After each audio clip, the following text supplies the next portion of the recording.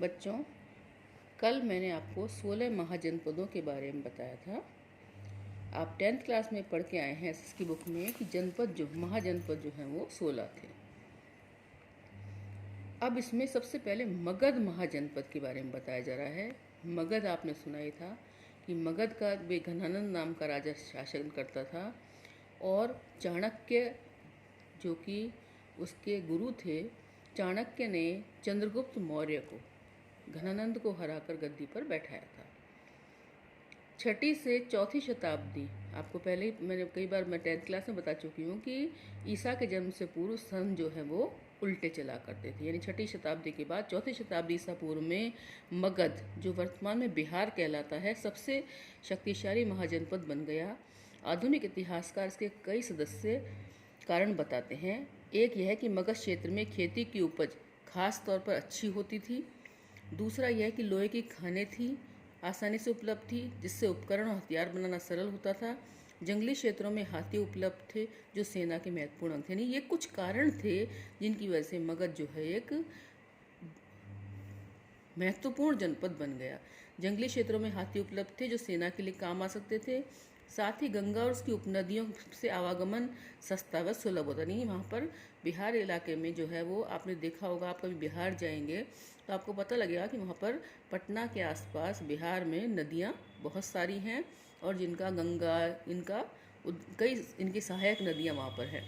लेकिन आरंभिक जैन और बौद्ध लेखकों ने मगध की महत्ता कारण विभिन्न शासकों की नीतियों को बताया। लेकिन जो जैन और बौद्ध ग्रंथ जो भी मिले हैं वो ये बताते हैं कि मगध की उन्नति का कारण था वहाँ के शासकों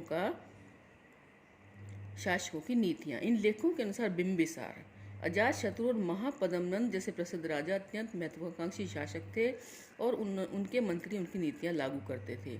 भारत में राजगाह, आधुनिक बिहार के राजगीर का प्राकृत नाम, यानी कि आजकल जो बिहार में राजगीर जगह उसका पुराना नाम जो है वो था मगध की राजधानी थी। यानी मगध की राजधानी क्या थी? राजगृह। यह रोचक बात है कि शब्द का अर्थ है राजाओं का घर। पहाड़ियों के बीच बसा राजगृह एक किलेबंद शहर, यानी किले चारों तरफ से इसको दीवार से जो है अंदर शहर को कवर किया हुआ था।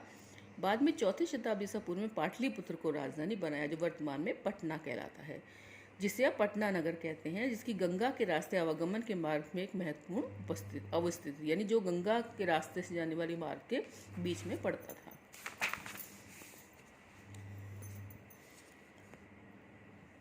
एक आरंभिक साम्राज्य। मगध के विकास के साथ साथ मौर्य साम्राज्य का उदय हुआ।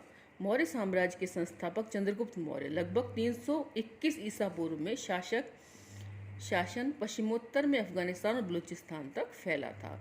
उनके पौत्र अशोक, जिसने भारत का सर्वप्रसिद्ध शासक माना जाता था, कलिंग पर विजय प्राप्त किया। 10th क्लास में सब चीज़ पढ़कर आए हैं कि उन्होंने भेरी घोष के स्थान पर धम्म घोष अपना लिया था। यानी अशोक ने जो है वो कलिंग की लड़ाई लड़ी थी। सबसे पहले चंद्रगुप्त मौर्य ने मौर्य वंश की स्थापना की चाणक्य की सहायता से।